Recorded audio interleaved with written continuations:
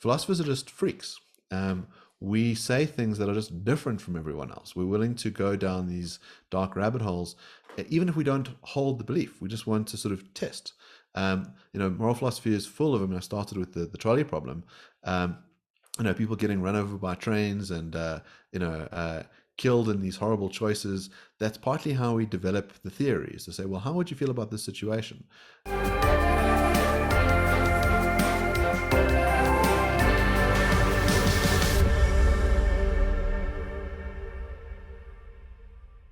How can philosophy help us to improve our reasoning and also to help us understand the crazy and unusual world that we find ourselves in?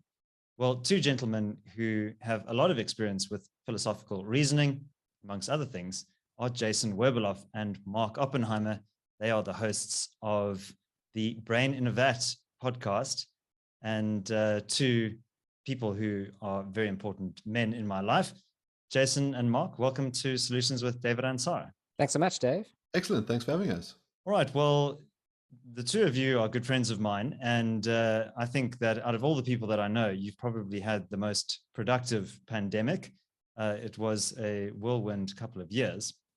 But a few months into the pandemic, both of you were engaging in an activity that you usually do, which is having a deep philosophical argument. And I think it may have been me who suggested it, but I don't want to take too much credit. But I thought, well, why don't you record these conversations? And that is exactly what you did. So Mark, tell us about the genesis of Brain in a Vat, what you hope to achieve with it, and what has characterized this project. Yeah, so you're right that the pandemic provided us the space to start recording, and our early episodes are about the ethical and political responses to the pandemic, thinking about lockdowns, whether they're justifiable or not. And as the show grew, we grew into a whole range of other areas. And we started, we're a guest-driven show, so we started off by inviting close friends of ours to be on, and that just led to more and more recommendations. And so we've now produced, I think, over 100 episodes, and most of our guests are based in the States and the UK. And we've had people coming to talk about moral philosophy, political philosophy, philosophy of science fiction, a whole range of weird and wonderful conversations. And it's put us in touch with some of the greatest minds that philosophy has to offer. All right. So Mark, you're an advocate by profession. We've had you on the show a couple of times now already. But Jason, you're a real philosopher. You studied philosophy. You got your PhD at WITS.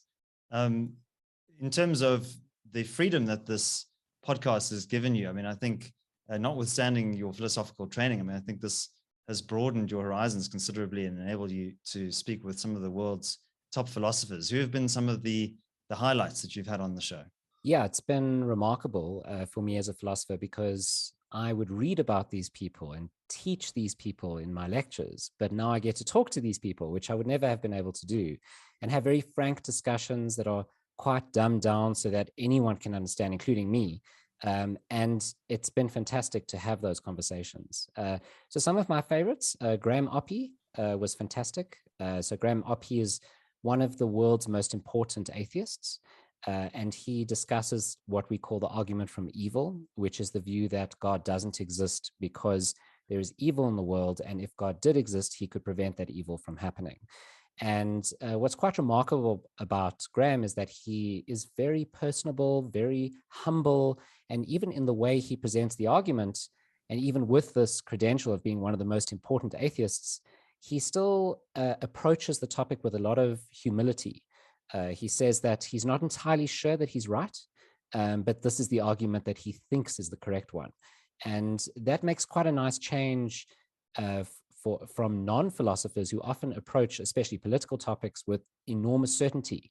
And it's something that we've learned a lot, or it's certainly I have through the show, is to approach topics with a lot less certainty. Yeah, and I think the best philosophers have that kind of epistemic doubt, that they are very happy to have their ideas interrogated. And often something I've noticed when I've watched the show is that the two of you engage in a very respectful way, but you don't hold back in terms of criticizing the arguments that are put forward by your guests. So you have this very civil but very robust kind of discussion. All right, so I think we mentioned the pandemic, and one of the topics that was top of mind in the early days, kind of March, April, May of 2020 was the efficacy of lockdowns, but not just the effectiveness of them, but the moral implications of them. And I think applying a philosophical lens to that problem, I think reveals some pretty interesting underlying assumptions and ideas about morality and ethics. So Mark, what was your episode on the lockdown about, and how can we use philosophy to help us understand that public policy choice? Yeah, so we called it Lockdown a Trolley Problem. And one of the most famous thought experiments in moral philosophy is as follows. So imagine that you are standing on a bridge and you can see a train that's driving ahead. And on the train tracks are 5 people who've been kidnapped and tied to the tracks. And you've got a capacity to hit a switch, which will make the train swap tracks. And when you do that, the train will avoid the 5 people, but it will hit one worker who's busy repairing something on the tracks, who's wearing a set of headphones, so he won't know that the train's coming his direction, and he'll die. And the question is whether that's morally permissible. And this is the situation that we thought was a good analogy for what the lockdowns look like. Government made the claim that if we stop all business activity, if we can get everyone locked up in their homes, this will yield greater good. So we'll sacrifice some knowns in the hope that it'll yield a net saving in lives. And so we use this as a sort of case for whether we ought to have lockdowns or not. And we use it as a case for discussing some of the big moral theories.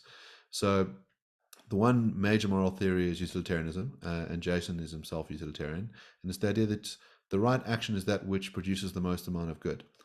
A contrary view is a deontological account, this notion that we have rights and that it's improper to intrude on people's rights, regardless of the consequences that you yield from it. That it's not okay to actively kill some people in order to save more. Now, so what we tried to do was have this discussion through the moral framework and also paying attention to the actual facts on the ground. And we ended up turning that episode into a book called Lockdown. And one of the questions is really whether the government did the right thing. And part of the question is, there's a moral question, but there's also a political legitimacy question. Is it okay for the state to make these choices in a way that's so big for citizens? Especially people, not everyone voted for the current government of the day. This is something that governments did all around the world to varying degrees. And Jason and I would debate this view too. One of the best ways we think to get to truth is through a clash of swords. So one of the things that I think people maybe find difficult about when they watch the show is trying to work out what my position is. I tend to adopt a position for the sake of argument because I think it's a good way to find out what's true from our guests. Jason often will be quite clear as to what his personal belief on a topic is, and will say, as a utilitarian, I hold the following, and I think you need to meet this requirement. I'm a little bit more opaque in that sense. Sometimes I might very well agree with everything the guest has to say, but I adopt a mock position of disbelief in order to try and interrogate and get the best possible view out of them. And so there's moments as well in our conversation on lockdowns where we adopt different points of view to try and best work out what's actually true, what's the right thing to do in these circumstances. It's one of those episodes that I thought would basically be completely and utterly irrelevant within a couple of weeks. I mean, I think everybody remembers that lockdowns were going to last 21 days. And really, we've only just dismantled them now. It's taken more than 2 years to get rid of all the final flourishings of it. We now no longer have face masks in South Africa, which I think you and I are both delighted about. Yeah, and actually, you've had quite a productive output in terms of books as well. So not just the lockdown book, but a whole series of them, which we'll link to in the description below. I'd highly encourage you to check them out. They're very readable and very accessible, even for philosophical Philistines like myself. So Jason, there's the kind of this moral question around the permissibility of lockdowns and so on. What would you say is the utilitarian argument for a lockdown, and what would be some of the deontological rejoinders to that, just to continue the example that Mark has raised here? Yeah, so the utilitarians are going to really care about the facts. So they're going to want to know what is the economic impact of a lockdown. So that would be the one track. And on the other track, how many people are going to die if you don't lock down? So they want to, they want the data. And one of the big problems throughout the pandemic is the data has been so contested and limited and poor in many ways. And so we've only gained a stronger picture of what happened as time went on. But even that stronger picture, many people just deny that. They say that the data was flubbed, or the data has been read incorrectly or interpreted incorrectly, and there's survivorship bias, and there's all sorts of biases that people are accusing the scientists who collected the data of being guilty of. So we don't really know what the data is. But the utilitarian says, well, if we knew the data, or at least if we had a good idea of what the data was, if we knew what the percentage infection mortality rate of COVID was, for example, let's say it was much higher than it was. Let's say it was like 80%, it was like Ebola, and you didn't lock down, then you can assume that 80% of your society is going to die, or close to that. On the other hand, if you shut down the economy, it seems like far fewer people will die and the impact will be less, and the good overall that results will be positive. And so in that sort of situation, you want to lock down. But then let's take a far less severe disease than Ebola, something that has, let's say, a 0.5% mortality rate or a 0.1% mortality rate, like flu. You don't want to lock down in that case because the damage involved in locking down the economy is so great that it actually reduces people's quality of life and the duration of their lives. And so that's worse. So it's very important for the utilitarian to work out exactly what that infection mortality rate is and exactly how bad lockdowns are and judge them. But I mean, don't you have then a calculation problem, which is, I mean, you can attempt to calculate utility and balance the different ends, the different consequences of a particular action. But I mean, ultimately, you're never going to have absolute certainty. It's like the difference between a grain of sand and a pile of sand. It's very hard to know, where that appropriate point is. Yes. So in certain cases, you will have certainty or very close to certainty. So like in the Ebola case, you'll have pretty clear evidence that, well, everyone's going to die or almost everyone's going to die if we had like airborne Ebola and we don't lock down. So in that kind of case, I'm not too worried about the decimal points. It seems like overall we have a good idea of what's going on. But in the case of COVID, it was very unclear, and it really does seem like it's on the margin. And there, as you say, it's very hard to calculate. So utilitarians have two ways of dealing with this. So the one way is to say, well, we don't need to know exactly what's going to happen. We just look at the probabilities. And we say, well, there's a certain probability that something bad will happen on this track, and there's a certain probability that something bad will happen on that track. So on the lockdowns versus not lockdowns. And we just multiply the probability by the outcome and we get a utility calculation. And that's good enough. We do the utility calculation based on our best estimates at the time, which may later turn out to be wrong, but it's as good as we can get. So that's the one solution, which is my favored solution. The other solution is what's called actual utilitarianism, where you calculate backwards. So after the fact, we look back, we look at the data and we see what with 2020 hindsight, we see what the right decision was, and then we make a ruling. Well, it was wrong at the time to perform the lockdowns, or right at the time, based on data we later clarified. Of course, the problem with that solution is that you never know at the time what to do. And so there are these two utilitarian tracks that you can take. I prefer the probabilistic track because it's based on the best information we have at the time, and that's all we can work with. Yeah, and the Danish philosopher Søren Kierkegaard said that life can only be understood looking backwards, but it must be lived going forwards. So Mark, do you want to have a go at the deontological rejoinder there to the utilitarian argument for lockdowns? Yeah, so there's two ways in which you can go. The one is you take a view that life is the most sacred value, and so intruding on people's economic freedoms is perfectly permissible because you're doing it in service of life.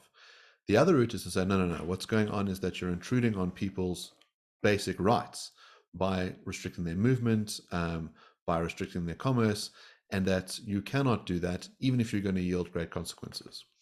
And I think some of us have strong tensions in both directions, right?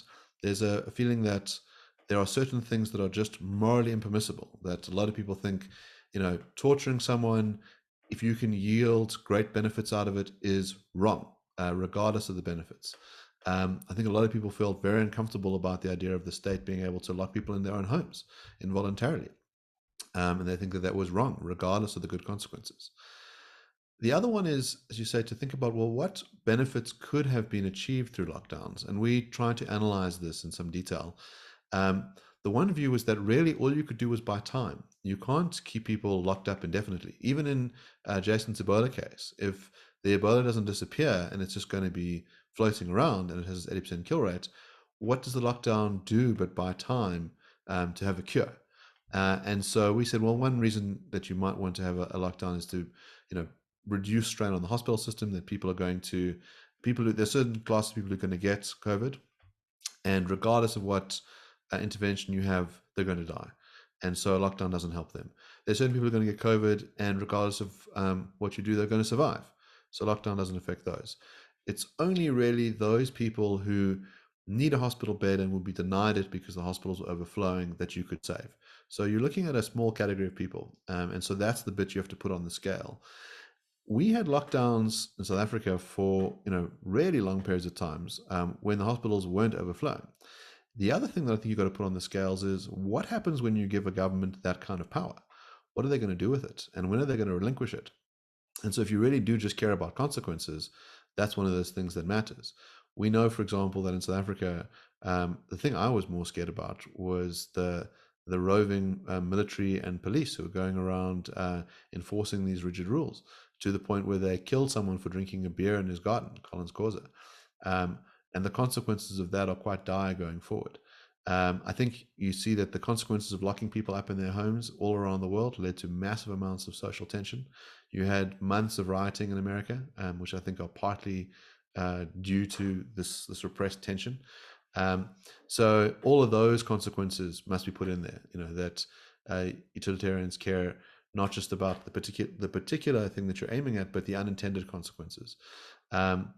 I probably call myself a moderate deontologist, which is that I think that rights really do matter and that you should be very wary about intruding on them.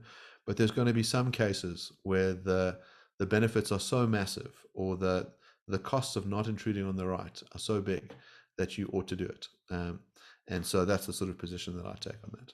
And I suppose that golden rule, that's basically founded on this idea of do unto others what you would want done unto you. I mean, is it fair to say that is kind of within that deontological framework? No, I think that the golden rule is often cited as common sense morality, but I think one of the major mistakes that it makes is that my interests look like your interests. So do unto others as you'd have done unto you only makes sense if everybody believes in the same stuff and cares about the same things. I think a better rule is do unto others as they would have done unto themselves, which is to treat their own interests seriously. And if people are telling you, don't do this to me, I don't want this done to me, then you have very good reason to refrain from doing it. I think the difficulty is that you have a government that said, well, we think this would be good for you. And it's what we would want for ourselves. And we're going to have this one size fits all plan, which was kind of nuts. South Africa is a very diverse place. The idea of nobody gets to leave their house, probably doesn't affect the middle class that much. You could work remotely. We both, started YouTube channels where we could interview guests around the world because we've got access to high-speed fiber. If you work as a waiter, you can't work from home. It just meant that you starved. So I think that one size fits all approach is a terrible approach to morality.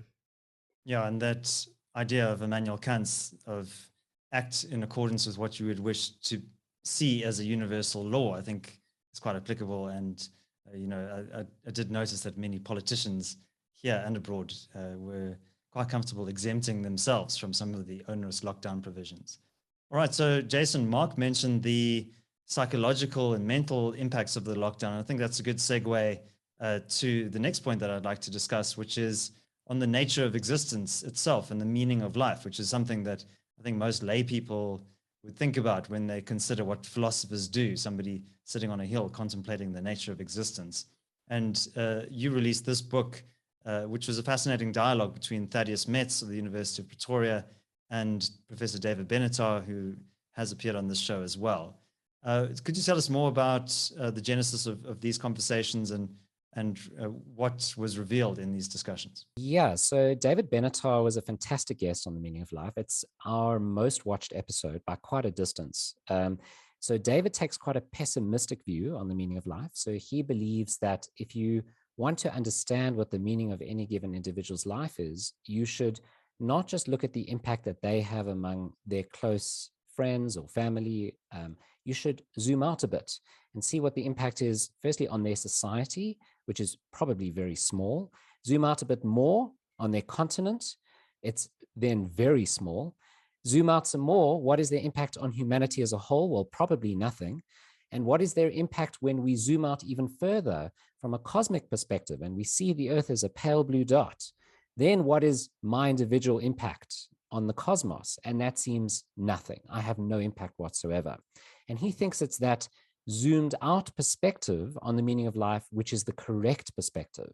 And we just mistakenly think that our human perspective in our everyday quibbles and problems, that's the correct perspective to adopt. But he says that has almost no significance whatsoever. And so, yes, our lives may have tiny little bits of meaning, but really in the grander scheme of things, our lives are fairly meaningless. Thankfully, we also had Thaddeus Metz on the show, and Thaddeus takes a different view. He thinks that individual perspective, or that perspective that we adopt when we relate to others in our lives, that's what matters, not the cosmic perspective. And he thinks that there's certain rules which we can adopt, or certain standards which will help us to understand what makes life meaningful. And specifically, he notes three. It's the good, it's the beautiful, and the true. If you pursue goodness, beauty, and truth, he thinks that your life will be quite meaningful. And he gives a whole lot of examples in the book, like Mother Teresa, or at least an idealized version of Mother Teresa, who might be pursuing those three things, and so is leading a meaningful life. It was wonderful to get these two different perspectives, and we presented objections to both, and we presented each other's objections to the other, and got them to write this book with us together. And at the end, they have this exchange between the two of them. And I guess your viewers can decide for themselves which theory of the meaning of life is correct. Yeah, and we'll put links to all of those episodes down in the show notes. But Mark, I think some people might look at Professor Benatar's arguments and think that this maybe kind of breeds a kind of a nihilistic cynicism. Do you think that that's a fair representation of his arguments? I think David's not a nihilist. I think he thinks that there are things that really do matter. So he thinks that given that we are on Earth, you should try and pursue meaning while you're here. You should avoid doing things that are actively wrong. And the kind of main thrust of his argument about why this cosmic perspective matters is he thinks we ought not to be bringing new human beings into the world. He thinks that the best thing for humanity itself is to go into extinction. He thinks it's better for you never to have been born. And so that's why I think he grapples with this meaning question, and why he grapples with this notion of suffering. And he tries to give good arguments in favor of why overall it'd be better never to have been born, even if he thinks that you ought not to kill yourself while you're here. So he thinks death is a very bad thing. He thinks that one of the difficulties about being born is that you will necessarily die, whereas the unborn don't die. So, I mean, what's so much fun about the format of the show is that it just takes you down all these interesting little rabbit holes. I've always thought about it as making a gigantic tapestry that tries to cover all the different areas in philosophy, but you start stitching different areas based on your interest. So, we had this conversation with David about meaning of life, and you start thinking about death. And then we thought, who are good people to talk about death with? And so we had on John Martin Fisher to talk about near-death experiences. And we had Travis Timmerman to talk about whether death is really bad for you or not. The classical view is that it's not bad for you because you're not there for it. You cease to exist upon the moment of death. And so, the Epicurean account is death is not to be feared. So we got to do all these interesting little things. One of the things that Thad does such a good job of, a lot of people take this view, well, whatever's meaningful in your life is whatever you think it is. So just pursue whatever projects suit you, and that is meaningful. And I think that's the kind of back of the bumper sticker kind of general common sense view on meaning of life. And Thad has this great rejoinder. He says, imagine someone tells you that the things that they find to be the most meaningful are to keep a very precise number of hairs on their head, to stand in queues for hours on end, to watch grass growing in their garden, to rewatch episodes of Buffy the Vampire Slayer ad infinitum. He thinks it may very well be true that these things bring pleasure to those people, but it's not clear at all that they're meaningful. And so he says that it cannot just be your subjective account of what makes things meaningful. It must track something objective in the world. And so, Jason has talked about truth, beauty, and goodness. And it's about having the right disposition towards those things as well. So if you're a nurse who tends for the sick, you're doing a good thing. But if you hate it, if you despise your job, you could be doing good things in the world, but it wouldn't be meaningful. You have to recognize the thing that you're doing is meaningful. And it's not clear that you only have to follow that kind of path, that some people have become specialists in the sense that they are wonderful artists. They produce beautiful things that enrich the lives of many. Others are scientists who are trying to come up with, cures for disease or find out about the nature of the cosmos. All of those things can bring meaning into your life. And I think Jason and I both found that doing the show is incredibly meaningful for us. It's one of the things that kept us sane during an insane 2 years. The idea that we can summon up some brilliant mind once a week and have them kind of at our mercy for an hour, ask them whenever we want, and do it in a way that philosophers are very comfortable with, this idea of full-blown combat that's incredibly polite. You can bring forth devastating arguments against the guests, and they'll come out of it and go, wow, thanks, I enjoyed that so much. That was so much fun. I hadn't thought about those positions before. I really need to revise this. Or, if you're interested in that topic, you should really chat to this other guy who's an expert in the field, who holds totally and utterly different views to me.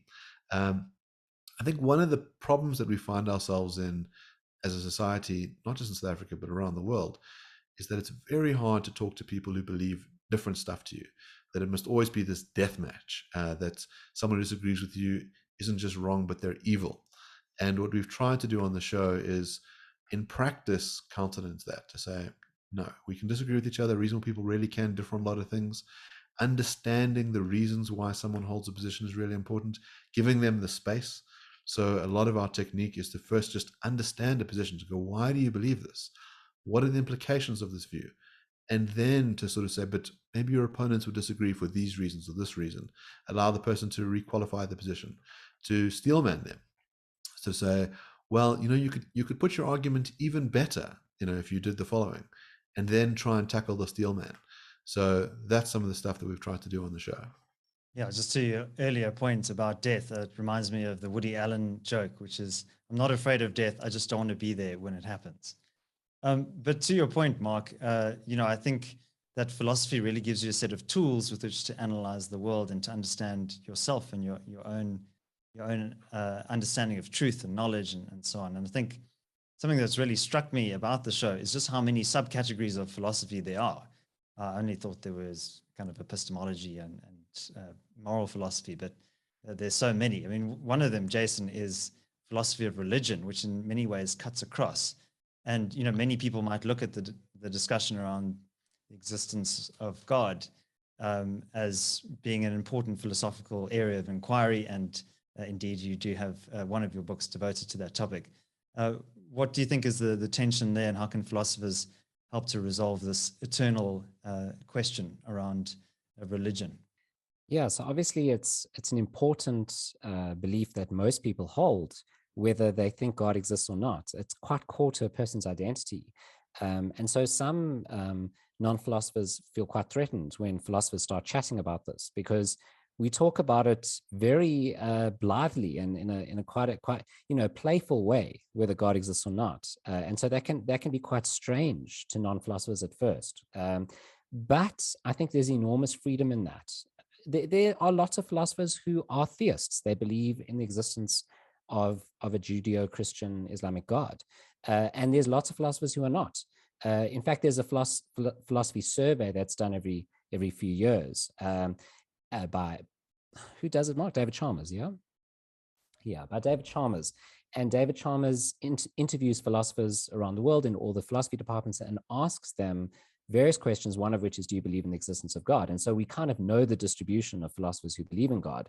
Most don't, but there's plenty who do. I think it's about 20% who do. And so philosophers debate this often. It's, as you say, a topic in philosophy that cuts across various areas. So one area is metaphysics, which is the study of the nature of existence. In this case, the nature of God's existence and the nature of the existence of the cosmos, because God is supposed to have created the cosmos if you believe that God exists. And other areas you mentioned earlier, epistemology, which is the study of the nature of knowledge. So how can we know whether God exists or not, or can we know? Some people think you can't, some people think you can, one way or the other.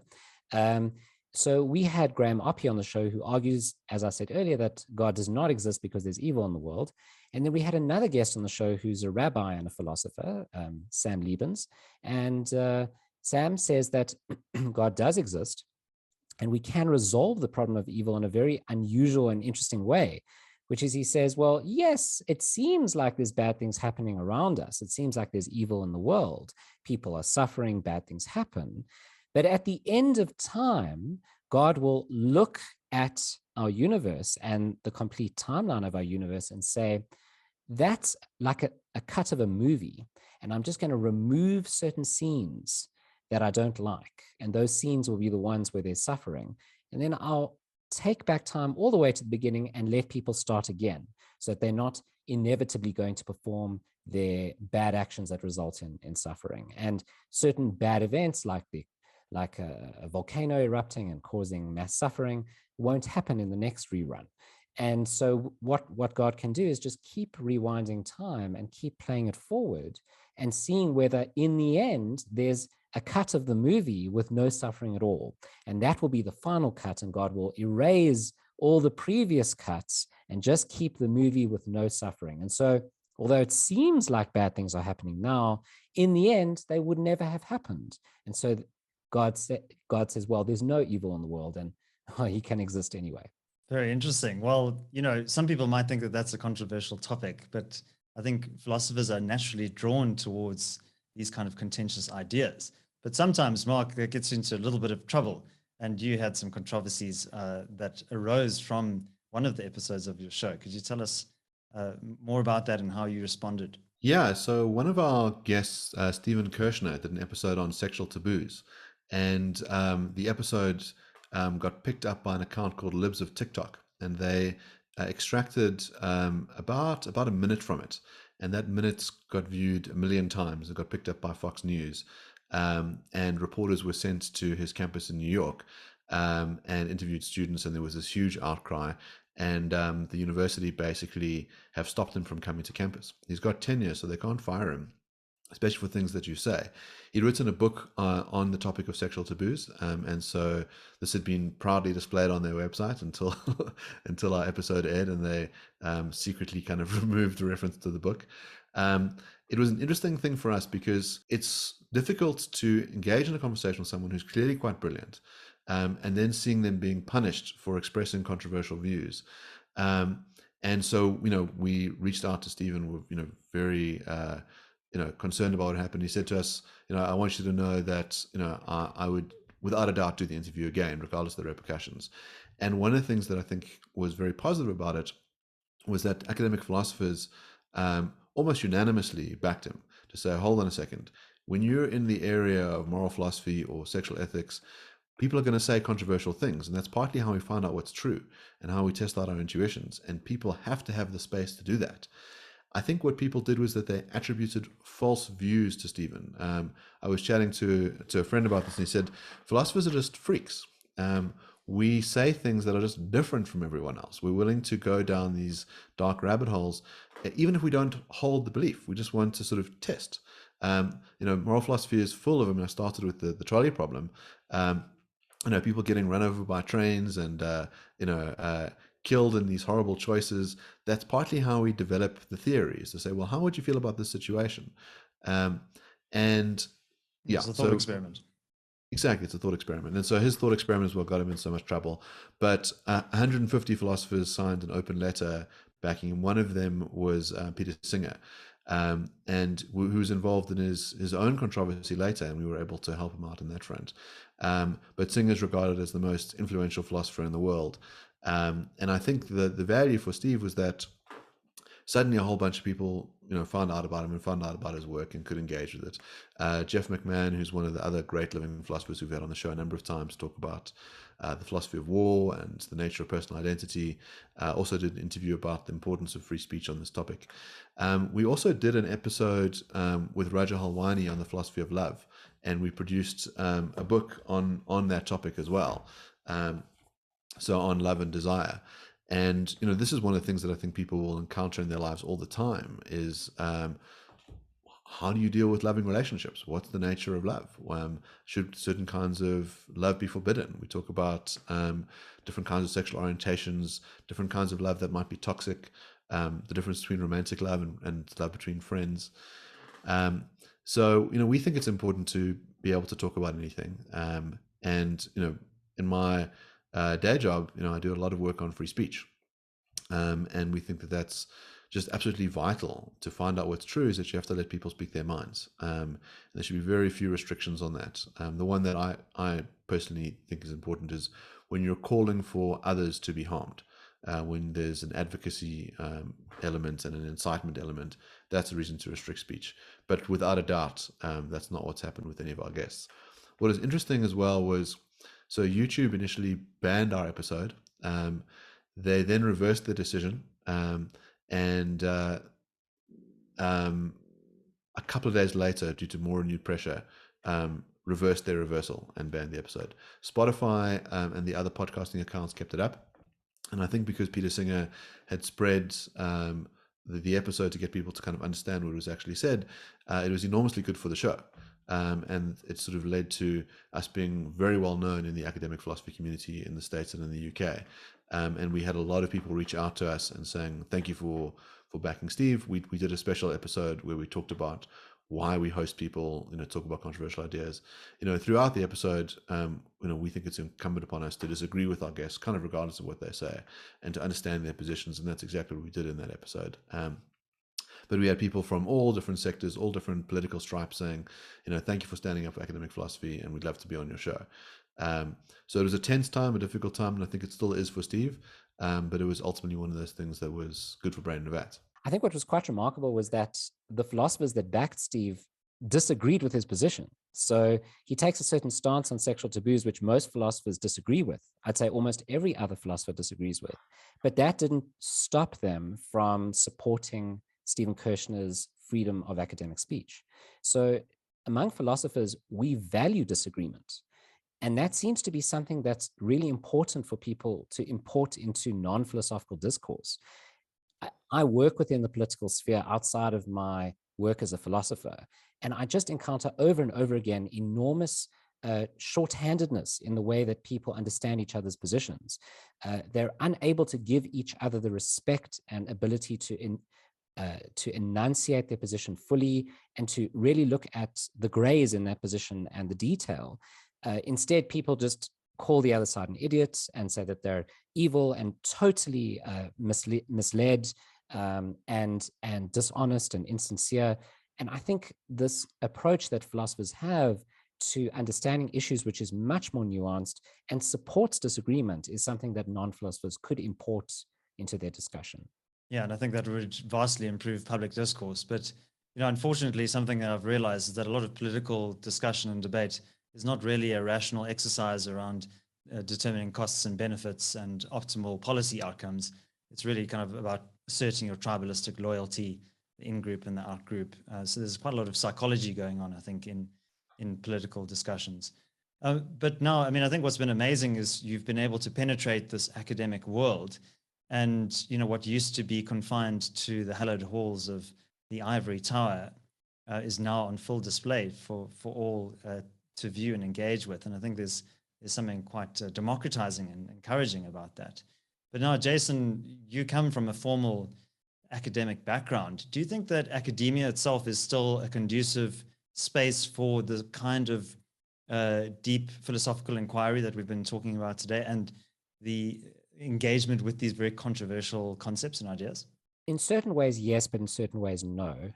So the institute, so the universities and the colleges, I think were much freer places of inquiry in the past. So they could discuss any issue. For example, Stephen Kirshner on sexual taboos has been discussing this since 2005. These things have been discussed for long periods of time without any repercussions, which is a good thing. But in the last 10 years or so, that landscape has shifted in two ways, both on the left and the right. So on the left, there's this woke ideology that has popped up and has severely curtailed what people can say. So philosophers are canceled, just like other academics, for saying things that they shouldn't have said or that other people believe they shouldn't have said. And of course, philosophers are very good at saying things they shouldn't have said. We entertain ideas that are nuts just for the fun of it, because it's important to do so. You need to understand limiting cases to understand what's in the middle. So philosophers do this all the time. And so they are highly prone to being canceled by the left for being racist or misogynistic or homophobic or transphobic or whatever it is. But on the right as well, I mean, our detractors in the Stephen Kirshner episode and those who found fault with it were on the right, not on the left. And so, you get this strong, violent discourse that happens online from the right as well. People were saying that he needs to be thrown into a wood chipper. I mean, the comments were horrendous and totally unfounded, because Stephen Kirshner wasn't even enunciating a view that they thought he was enunciating. He was just floating this as a position which needs to be questioned. And viewers can learn more about what that position is if they go and listen to that episode on Spotify with Stephen Kirshner. But the point is, it seems like both on the left and the right, there's enormous intolerance around free debate. And that has penetrated the university. And the university now is under such pressure to kowtow to both sides that certain topics are just not up for debate, or the university will take a certain stance on that position, and no philosopher in that university could enunciate anything else. And either way, it's a problem because it curtails free speech and free academic enterprise. So there are certain areas of philosophy that are untouched, the pure logic disciplines, for example, understanding the metaphysics of possible worlds. It's very hard to see how that would be racist on the one side or pro-lib on the other side. Neither side can really take an issue against it. But those areas are even then being crept upon. And it seems like the area of inquiry that philosophers can explore within the university and within academia are smaller and smaller and smaller. What's really nice about our show is that there are no such restrictions. I'm no longer associated with the university. I used to lecture at the University of Witwatersrand. I no longer lecture there, partly because I want the freedom to explore whatever ideas I want to explore without having the threat of losing my job. And Mark is a very proud and happy person to speak about whatever views he holds, or at least question views without fear of reprisals. And so the two of us are quite fearless in what we talk about. And that just isn't something we could do if we were at an institution. Yeah, and I probably don't have the same philosophical rigor as the two of you who host Brain in a Vat, but that is kind of the spirit that I've tried to approach this show, is to have kind of calm, reasonable debates around quite controversial ideas. But now, just on the topic of academia, I did have David Benatar on the show, and it was quite a lamentable episode, actually, not my kind of usual sunny optimism that I try to instill on Solutions. But, I think what is sad about what he detailed in his book, The Fall of the University of Cape Town, was just how this kind of academic environment has been constrained. And, Mark, you and I used to enjoy the Philosophy 101 lectures, the ethics lecture by Professor Benatar back in 2002. You subsequently went on to do a lot more applied philosophy and political theory courses as well. But, David Benatar inspired you to become a vegetarian as well. So in many senses, philosophy does really change your outlook on life and your behavior. What has philosophy done for you in terms of how you've approached your career and your personal life. Yeah, so I think you're right to say that it can have real world effects. That once you start to see the repercussions of your choices, you want to try and lead a life that's authentic and in line with your moral views. It also just provides you with this incredible ability to see through bullshit. So, philosophers are very good at distilling things. We don't like jargon. We want absolute clarity. We want to deal with, arguments and counter arguments. And I think what you find a lot, in public discourse is just noise, bluster. And in my profession as a lawyer, we have people on both sides who kind of try and cloud the issue, kick up dust. And so that training in philosophy has just been absolutely essential for my career. That there's so much overlap in good legal thinking and good philosophy. So it's made me much sharper and quicker. And the show has been amazing as well. So, when you have to go toe to toe once a week with someone who's an expert in their field, and there's only so much research that we can do. We read up beforehand, but a lot of the magic happens in the moment. It's improv theater in a way. And I felt this really pay off recently. I was in the Supreme Court of Appeal, arguing on whether the old South African flag should be banned. It's a controversial case. I think people feel very strongly about on both sides. And I had 5 judges. It's, what's kind of regarded as one of the most important courts in the country, who asked me questions about the case. And I felt that it was much easier for me to go toe to toe with them and answer those questions in a crisp, clear, respectful, civil manner because of what I do on the show. Because I have to do that, on a very regular basis with people who know much more about a topic than I do. And one of my opponents in the matter said to me that he was very impressed with this ability to kind of do this in this calm, considered, and quick manner. He's that's a nice thing to get from your opponents. I mean, there's a nice thing about law as well, is that we clash swords with each other, but we try and do it in a way that's civil and polite. That we could be opponents one day and allies the next. So yeah, there's been a lot of a mirroring in terms of my professional life and my philosophical life. Yeah, and I think what's very useful about philosophy is it enables you to be somewhat detached from an idea. So when somebody's arguing against you, it's not a personal affront. And it gives you that distance, that critical space to really interrogate the arguments. But now, Jason, in addition to your podcasting and philosophizing, you're also quite a prolific sci-fi author. You've published a number of books in the past, and that's really given you some expertise as well to publish this Conversations About Philosophy series as well. Could you tell us more about the publishing industry? How did you get into it? And what's kind of your productivity function? How do you produce on such a prolific level? Well, sci-fi is cool. So the idea was really to write what I love. And yeah, the best way for an author to get his work out these days is to self-publish rather than publish through traditional publishers. There are, of course, success stories through traditional publishers. There will always be counterexamples to a claim like that. But on the whole, you'll do better as a self-published author if you put in the work. And the work involves marketing your books and publishing them in a professional way, getting them properly edited, a good cover designer, a list of beta readers to help you improve the work. And basically, my strategy was to produce a lot of books. So there's a movement within authors to produce a book a month. I was not that prolific. I was doing a book every 2 months, a novel every 2 months. But still, that's more than kind of the traditional model of publishing maybe once every few years. So the new model is kind of almost like a Netflix model, but for books. You want constant output so that people are always reading your back catalog, the way people on Netflix will go back to season 1 of Stranger Things when the new season comes out. So it's the sort of subscription model of publishing.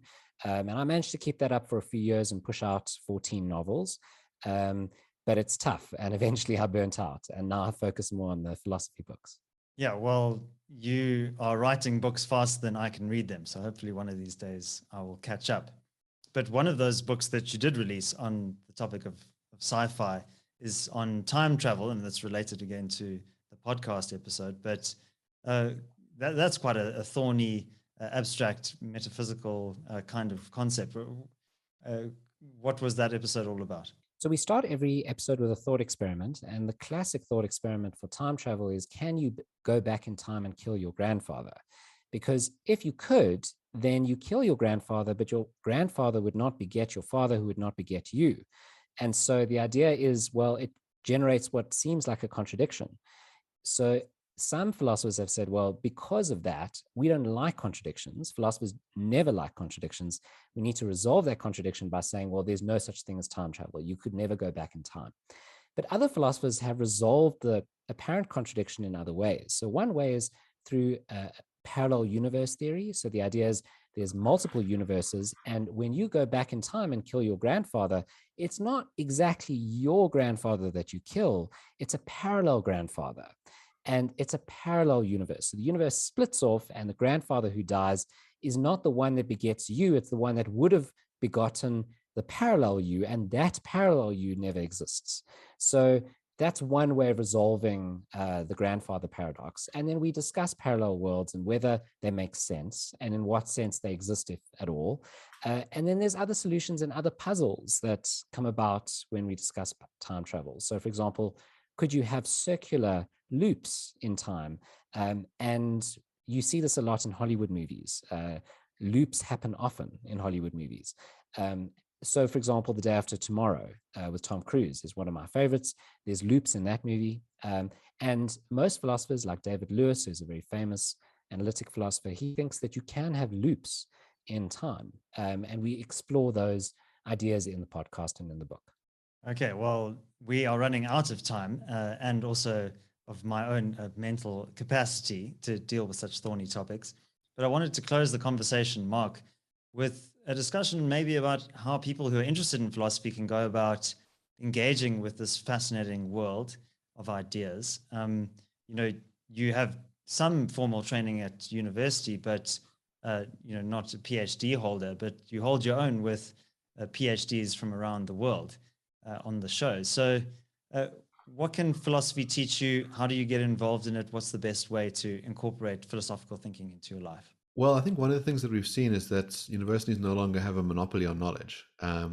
And one of the things that our guests have often said to us once we stop recording is that they feel much freer to have conversations with us than they do in their own classrooms. We're not the only philosophy show in town, so of course we'd tell people, go and have a look at our back catalog, go and see which particular topics kind of excite your mind and start there. We're long form, so we go for an hour, and we think that's a good amount of time to get into a topic without it being overwhelming. The guys who really sort of started the movement are Philosophy Bites.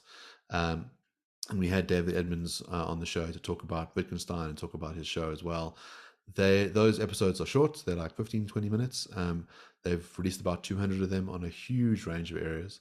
I think my advice would be, we've given you some idea about the kinds of topics that philosophy can touch. It sits at some level of abstraction over things.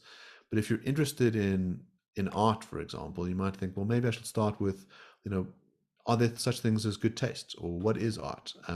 Can I brag that my taste is better than my friend's tastes? A lot of people have pretty strong views on morality. They have to make moral decisions all the time. And it might be interesting to know, well, what's the best account of morality? What kind of life should I lead? What kind of person should I be? So I would suggest following your interests. My interests used to be quite squarely in the moral camp. And so a lot of my background is in the moral and political. But the more that you dig, I found that the broader my net has become, that I've started getting interested in some of the more esoteric questions, like things like time travel or possible worlds. As I say, if you can gain that curiosity for the world where you just want to know things for their own sake, it has all these additional benefits. You just wind up being a smarter, more interesting, curious person. And I think ultimately one of the best ways to lead a meaningful life. And so I would thoroughly encourage people to go and try and find some aspect of philosophy that gets them. One of the things that I think is an excellent place to start, there's a great channel called Crash Course, which has these 10, 15-minute animated episodes, and the one on philosophy is outstanding and tries to cover all the areas of philosophy. It's pretty rapid fire and one of those things that might reward repeat viewing, but an excellent place to start. Any final words from you about the power of philosophy, Jason? Philosophy is awesome. And it might sound like a lot of these debates are quite highfalutin and difficult to understand, but the point of our show is to make sure that there's no jargon, that it really is understandable by lay people. It's aimed at a lay audience. And I just feel like anyone who spends a lot of time reading philosophy, watching philosophy, listening to philosophers enriches their lives. Thaddeus Metz, one of the guests on our show who discussed the meaning of life, he gives this thought experiment about the pig farmer who gets up in the morning and grows some pigs and slaughters these pigs, gets up the next morning and grows some pigs and slaughters these pigs. And with the money from the slaughtered pigs, he buys more pigs so that he can slaughter more pigs. And then he passes his pig farm down to his son, who becomes a pig farmer. He asks, well, where's the meaning in their life? And one way to find meaning is during the pig slaughtering or between pig slaughters, they could be listening to Brain in a Vat. So I think, we can spend our whole lives on this rat race or this pig race, trying to survive and earn money and hand that money down to our children, who will do then the same for their children. But during that life, you want to live your life in a way that you flourish and not just survive. And one way is through philosophy. Well, Jason Werbeloff, Mark Oppenheimer, I wanted to thank you both very much for coming onto the Solutions podcast and for showing us the power of philosophical reasoning and how it helps you to understand this mad world in which we live. I have put a link down to Brain in a Vat, as well as the various books that we spoke about in today's conversation. So do check out both of those. My name is David Ansara. This is the Solutions podcast. Until next time, take care.